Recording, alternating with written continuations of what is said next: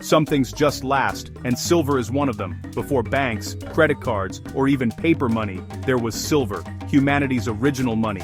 Ancient civilizations like Mesopotamia and Egypt used silver by weight, not coins. Picture a marketplace. Merchants weighed out chunks of silver on scales for every deal. This was hard money, trusted, tangible, and valuable because it took real effort to mine and refine. Silver was rare enough to be precious, but common enough for trade. You couldn't just make more of it, it had to be earned. A farmer knew his silver would hold value next week, next year. It was a reliable store of wealth, a simple tool for commerce. Every piece of silver represented real labor and resources. That's why it became the foundation of ancient economies. Silver wasn't just shiny, it was a symbol of enduring worth.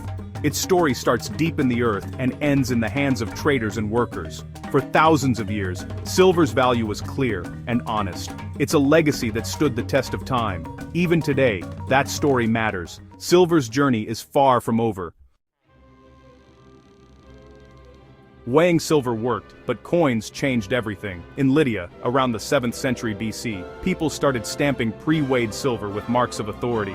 Coins made trade faster and easier. No more scales, just trust in the stamp. The Greeks minted iconic coins like the drachma, each city-state adding its own emblem. Coins became art, identity, and economic power all in one. The Romans took it further with the denarius, unifying their vast empire with a single trusted currency.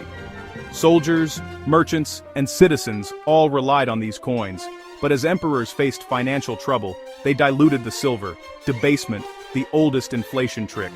People caught on, hoarding pure coins and losing trust in the new ones. The lesson: governments can mess with currency, but pure silver's value endures. Coins made trade global, but only as long as the silver stayed real. That's a lesson we still need today. Silver's reputation survived, even when empires didn't. After Rome, silver's role only grew. In the Middle Ages, it fueled trade from Europe to Asia. Merchants crossed continents with silver as the universal key. Then came the Americas, massive new silver mines in places like Potosi and Zacatecas. Suddenly, silver flooded the world, powering empires and global trade. The Spanish silver dollar, the piece of 8, became the world's first global currency. Pirates, merchants, and pioneers all trusted it. Even the US dollar was based on it. Silver connected cultures and economies like never before. It built fortunes, funded wars, and shrank the world. The story of silver became the story of global commerce. Its shine reached every corner of the earth. For centuries, money was tied to silver. You could trade paper bills for real silver coins. Your wealth was tangible. But in the 20th century, governments dropped the silver standard for flexibility. By 1965, US coins lost their silver. Money became just a government promise. The shift to fiat currency brought growth, but also risk. Now value depends on trust, not metal. Still, when economies wobble, people turn back to silver. It can't be printed or erased by policy. Silver remains a safe haven, a piece of history you can hold. Its story didn't end, it just changed.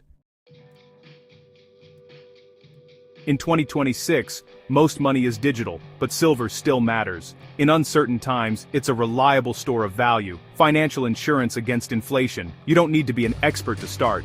Buy a little at a time, whether it's a silver round, coin, or old dime. Consistency is key. Small, steady purchases build real wealth. Silver isn't about getting rich quick, it's about protecting what you've earned. It's survived empires, wars, and the rise of digital money. Beyond money, it's vital for industry, solar panels, electronics, and more. For beginners, silver is a practical, safe way to start building wealth.